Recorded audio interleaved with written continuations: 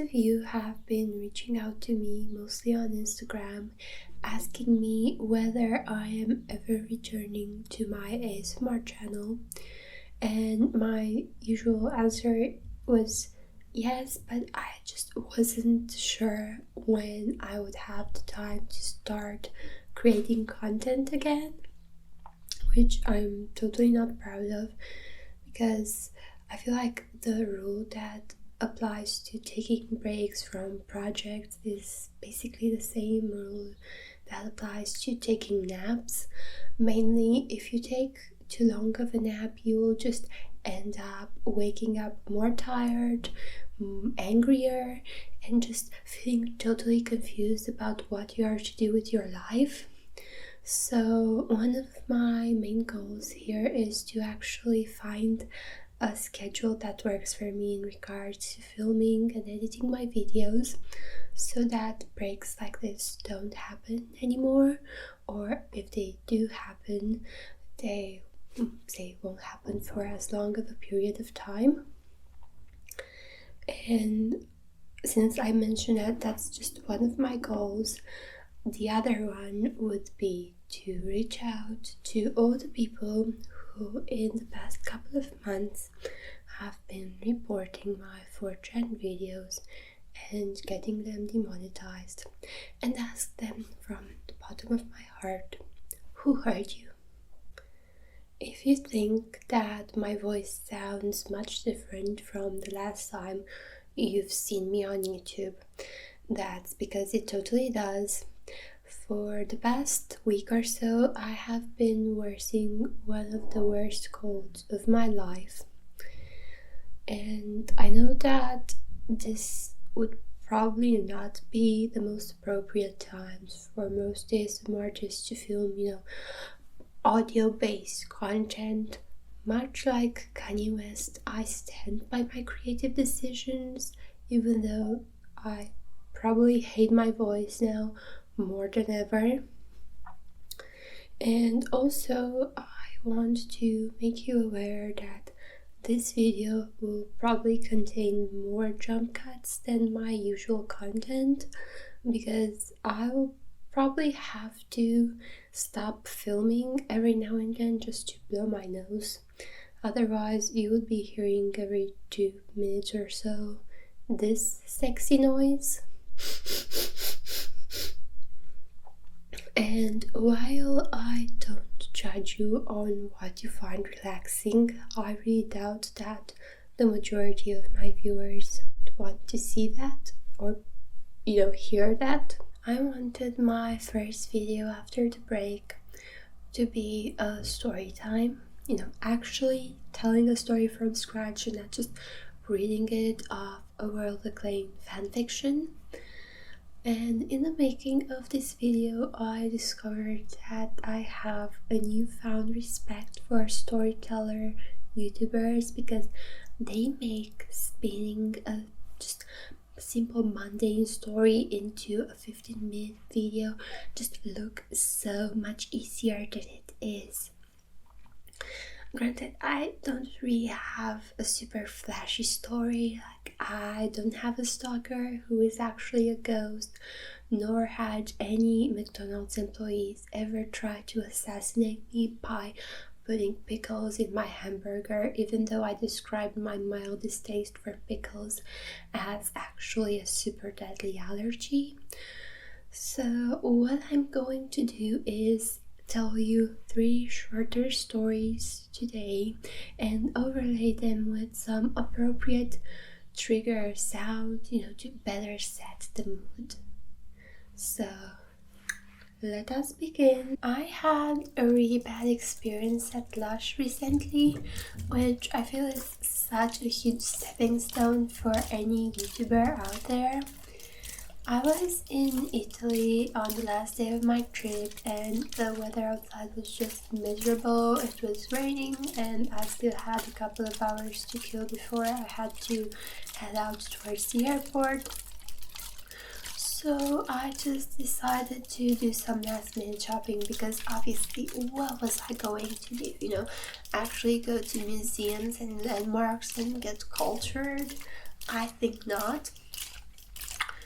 So I happened to stumble upon a Lush store, which was a pretty big deal, mind you. I mean, we don't have Lush in Romania, so it was, well, not exactly like finding a unicorn in your garden, but rather finding a friendly, cute pony. You know, it was special nonetheless. So, what happened next? I'm not particularly proud of. I just got myself a cart and just started shopping bath products inside it until I had my full body weight in bath bombs. At one point, I was browsing the store and I had a shop assistant follow me around, showing me different products, putting scented goo on my hand and helping me test out stuff. And for each product that I would add to my cart, I would tell myself, okay, this is the last item that I am buying, and I'll just go to the checkout next and pay for all of my shit. And this went on for between 10 to 15 minutes, during which time I just kept piling on items. At one point, I just had to force myself to just go to the checkout. So apparently there's this little song and dance that the cashiers at Lush must do when they try to peddle their charity pots.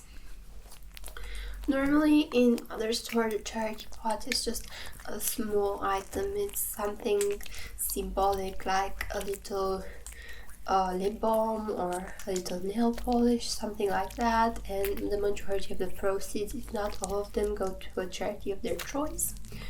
But in the case of Lush, their charity pot is in fact a big ass tub of face and body and all over cream, which obviously I wasn't going to buy, not because I don't like donating money, but because I knew I wouldn't be using it. I am a naturally ashy person and I don't do shit about it.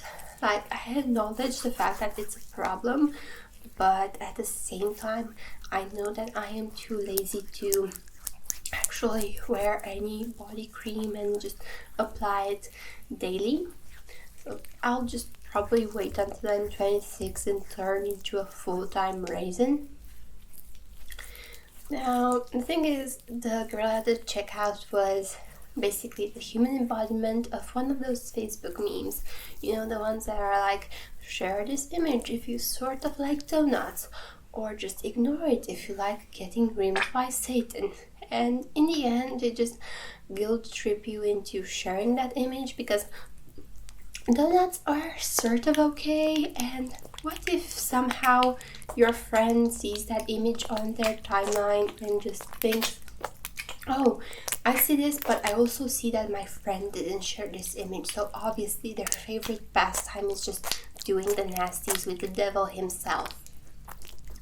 So she was scanning my items away, all passive aggressively, telling me how I bought so much stuff and that she was for certain sure that I would purchase the charity pot as well. Now, a bigger and better person would have just left then and there, just exit the store, leave the products at the checkout and just never look back. But obviously I am not that person, and I am not at that level in my life when I just can walk right out of the store without having purchased anything. So obviously I paid for my stuff, said thank you, and left feeling all ashamed but owning like a dozen bath bombs. Now, as is custom with these sorts of videos, I feel the need to include a section where I explain how this whole interaction made me feel. So I felt personally attacked by this rude girl, and ever since meeting her, snakes have been physically manifesting themselves inside my house. I participated in the Romanian version of the Nick Space Awards, and obviously it did not go very well because, as you can tell, I am still filming from the same apartment and I am not living it up in LA with Jake Paul and those people who make the creepy Spider-Man videos, you know, the ones that get millions of views each time. But that was a very interesting experience nevertheless.